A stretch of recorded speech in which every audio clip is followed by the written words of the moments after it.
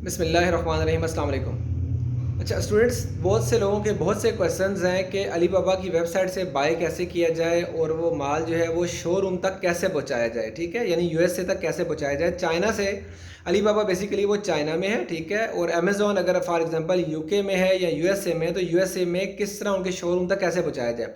First of all buying का process आता है। आपको जब कोई चीज़ बाय करनी है तो आपने, मैं आपको बताऊँ कि एक तो अली बाबा की वेबसाइट पे चेक करें प्राइसेस, ठीक हो गया।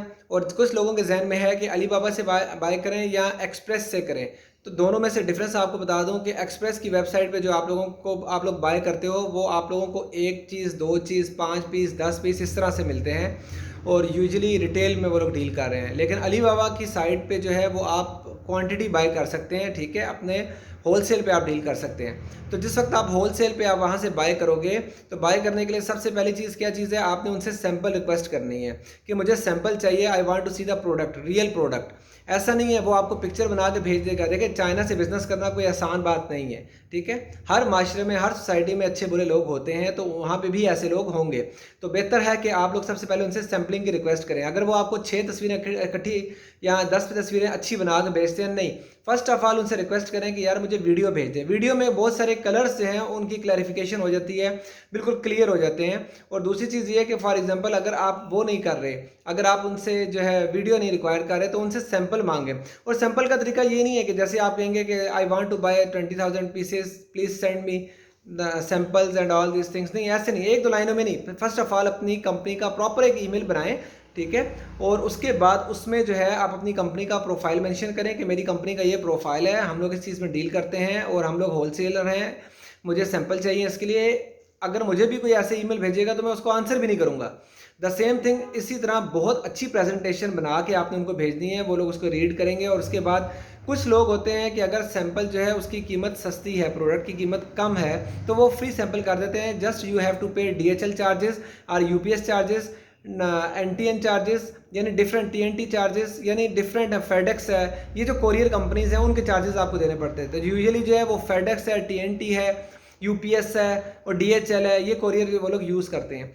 अब आपको सिर्फ कोरियर के चार्जेस पे करने पड़ते हैं। और इफ़ इन केस ऐसा भी हो गया कि अगर आपको प्रोडक्ट के भी पे करने पड़ रहे हैं, तो आप एक और कंडीशन भी रख सकते हैं कि यार मैं प्रोडक्ट की पेमेंट आपको करूंगा, लेकिन जिस वक्त मैं आपसे क्वांटिटी बाय करूंगा तो उस वक्त आपने इसकी प्राइस जो है वो आपने होलसेल प्राइस में इंक्लूड कर देनी है, ना कि इसको एज ए रिटेल लगाना है। रिटेल मीन एक चीज़, अगर रिटेल पे अगर ₹1,00,000 की एक चीज़ है तो वो आपको होलसेल पे शायद 80 या 90,000 की ऐसे मिल रही होगी।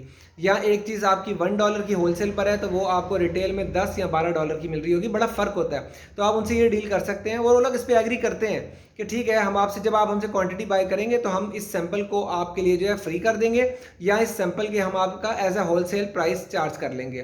तो पहली चीज़ तो ये है जो मोस्ट इंपॉर्टेंट। दूसरा, आपने अच्छी खासी उनसे बार्गेनिंग करनी है रेट के लिए। रेट आपको कैसे पता चलेंगे कि अली बाबा, अली एक्सप्रेस और इस तरह की और भी बहुत सारी वेबसाइट्स हैं, वहाँ पे आपने जाके अच्छे से वहाँ पे रेट्स पहले चेक कर लेने हैं कि वहाँ पे प्राइसेस है क्या। तीसरी बात ये है कि आपने उनको ये नहीं कहना है कि you are the owner of the company. आपको कोशिश करनी है, आप उनको बताना है कि I am the managing director और I am the manager of this company. उससे फ़ायदा क्या होगा, जब आप अपना मैनेजर का बताओगे या कुछ ऐसे, उनको पता है यार ये बंदा जो है ये ओनर नहीं है, इसने डायरेक्ट फ़ौरन ही पेमेंट नहीं कर देनी है।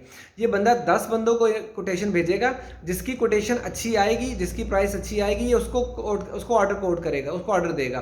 तो आपने उससे पहले ये चीज़ कर लेनी है क्लियर, ठीक है। अब जहाँ तक आपको सैंपल अगर पसंद आ गया तो उसके बाद आती है कोरियर की बात। अब कोरियर जो है, जहाँ तक वीडियो ज़्यादा लंबी नहीं होने दूंगा, जितनी चीज़ समझा सकता हूँ इसमें आपको समझाऊंगा। अब कोरियर की जहाँ तक बात आ गई, तो चीज़ जब भी आप कोई बाय करते हैं तो उसमें 2 से 3 चीज़ें मोस्ट इंपॉर्टेंट है। एक चीज़ आती है XW। XW का मतलब होता है x work, EXW, x work. X work का मतलब ये होता है कि जो बंदा आपका सप्लायर है वो जस्ट प्रोडक्शन करेगा और बाकी सारी जिम्मेदारी आपकी है अपनी प्रोडक्ट को उस वहाँ से लेकर अपनी डेस्टिनेशन तक पहुँचाने तक की सारी जिम्मेदारी आपकी है। कुछ भी कॉस्ट इन्वॉल्व होगी वो आप करेंगे, फ्रेट पे करना है वो आप करेंगे, टैक्सेस पे करने हैं वो आप करेंगे, सब कुछ आप लोग करेंगे, ठीक है। लेकिन अगर आप ले लेते हैं FOB, ठीक है, तो उसमें क्या चीज़ होती है कि उसमें क्या चीज़ होगा कि वो बंदा जो है वो आपको डेस्टिनेशन तक पहुंचा के देगा, और डेस्टिनेशन तक जितने वैट यानी वैल्यू एडिड टैक्सेस होते हैं या जितने एक्सपेंडिचर्स आ रहे हैं, जितनी कॉस्ट इन्वॉल्व, जितने एक्सपेंडिचर्स आ रहे हैं वो सारे कॉस्ट के साथ कर देता है, आपकी सरदर्दी ख़त्म हो जाती है। लेकिन उससे भी अच्छा है वो है डीडीपी।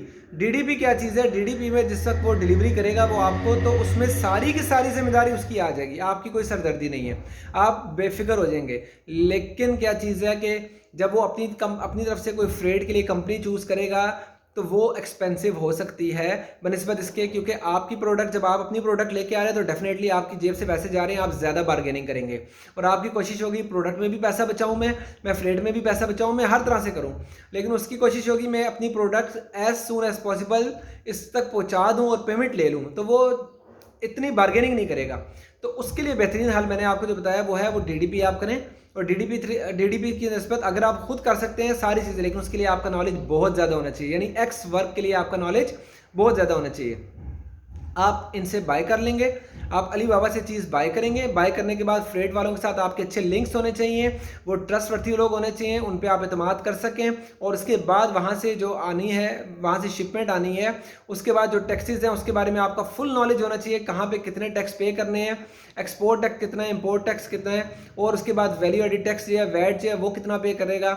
उसके बाद जिस वक्त शिपमेंट आपकी डेस्टिनेशन पर आ जाएगी तो वहाँ से जो कंटेनर को आपके शोरूम तक लेके जाया जाएगा उसके कितने चार्जेस होंगे, ये सारी चीज़ें आपको पता होनी चाहिए। और अगर आपको पता है, नहीं आप इस चीज़ में अनाड़ी हैं, आपको नहीं पता इन चीज़ों का, तो सबसे बेस्ट ऑप्शन है कि उससे कहें कि डीडीपी, आई वांट डीडीपी। तो वो फिर क्या करेगा, वो आपको पूरी मैन्युफैक्चरिंग से लेकर डिलीवरी तक की उसकी अपनी रिस्पॉन्सिबिलिटी ले लेगा, इंश्योरेंस वगैरह सब कुछ है।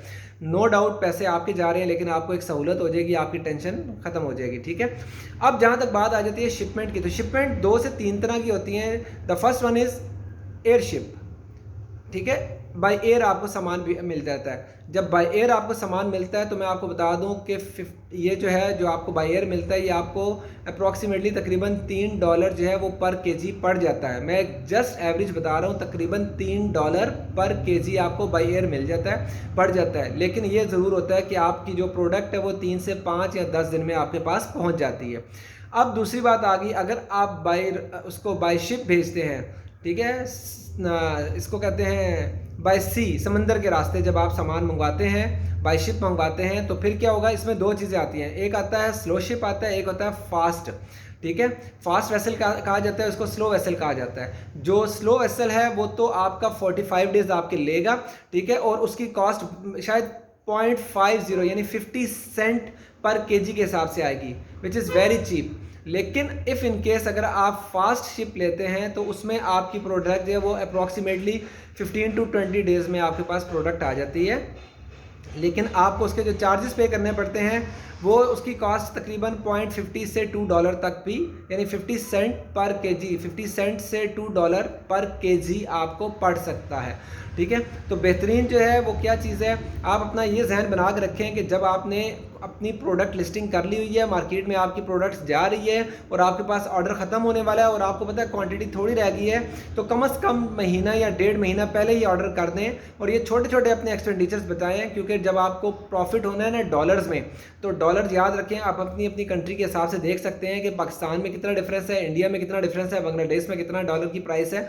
तो आपको बेनिफिट जो है वो डॉलर के हिसाब से होना है। तो ये चीज़ें आपने सारी अपने जहन में रखनी है। ठीक है, बाकी फर्दर डिटेल जो है वो मज़ीद नेक्स्ट वीडियो में आपको मैं बताऊंगा, लेकिन यहाँ तक का ये जो प्रोसेस है वो अपने जहन में रखें कि ये प्रोसेस किस तरह से होता है। ठीक है, थैंक यू सो मच, अस्सलाम वालेकुम।